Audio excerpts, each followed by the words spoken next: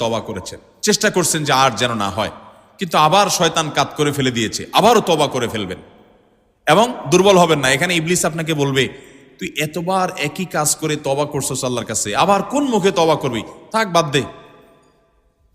আপনার তওবা থেকে দূরে সরাবে। এটা হলো শয়তানের সবচেয়ে বড় অস্ত্র। কখনো নিরাশ হওয়া যাবে না। তওবা আগের বারের চাইতে পরের বারটা আরো স্ট্রং করবেন, যে ঠিক আছে আগের বারটা তওবা আমি দুর্বল ছিল, এটাকে আরো স্ট্রং করব, চেষ্টা করবো না ইনশাআল্লাহ।